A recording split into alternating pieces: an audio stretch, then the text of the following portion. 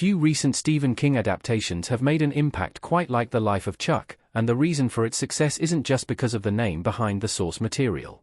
As one of the highest-rated adaptations of the horror literature legend's work in years, the 2025 movie has been embraced by critics and fans alike.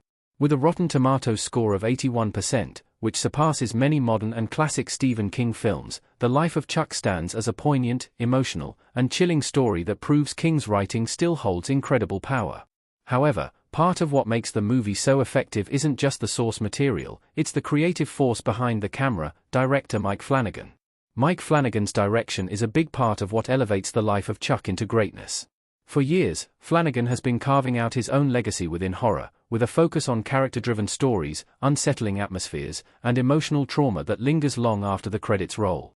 Long before adapting one of Stephen King's most introspective short stories, Flanagan was already delivering some of the best horror storytelling on television.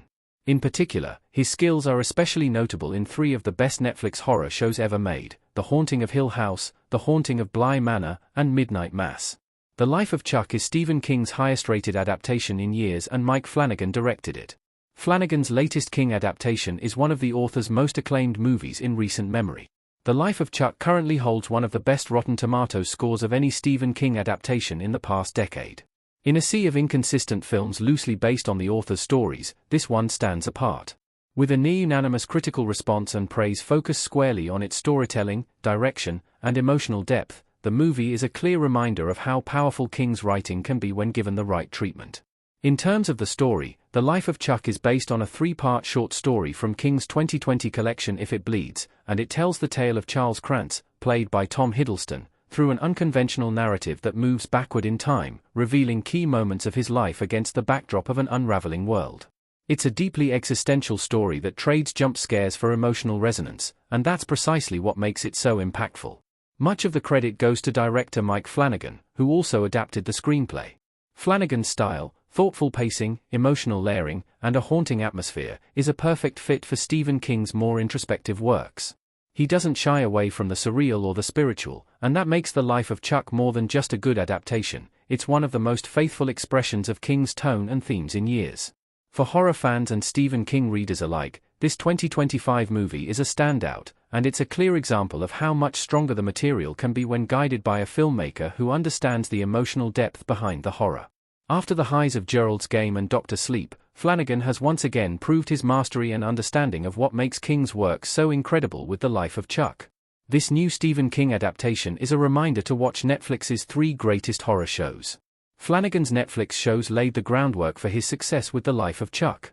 As much praise as The Life of Chuck deserves, its success doesn't come out of nowhere. Director Mike Flanagan has long been overdue wider critical acclaim for his ability to bring Stephen King's most nuanced works from the page to the screen without losing what makes them great.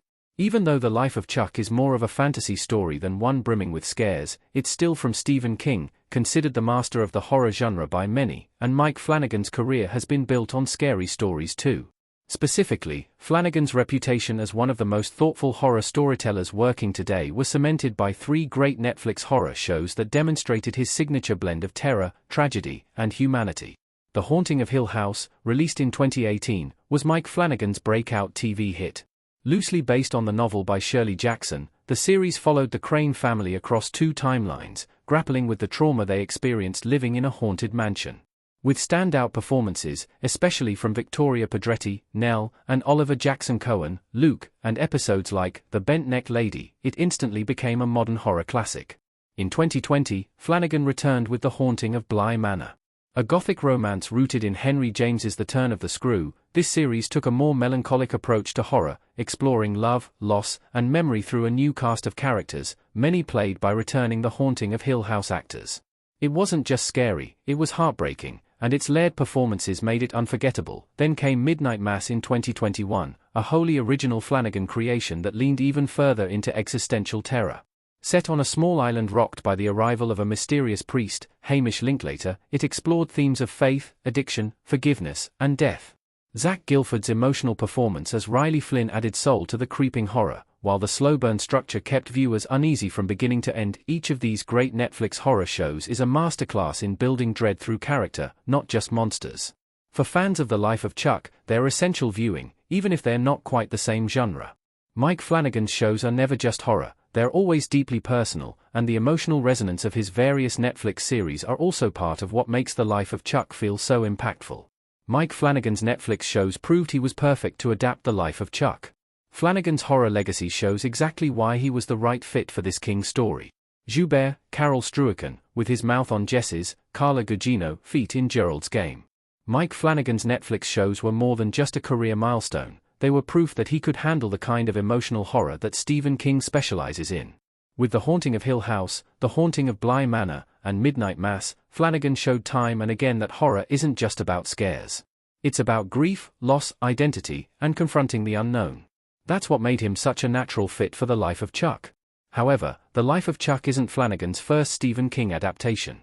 He previously directed Gerald's Game, 2017, which turned one of King's most unfilmable novels into a tense, psychologically driven success.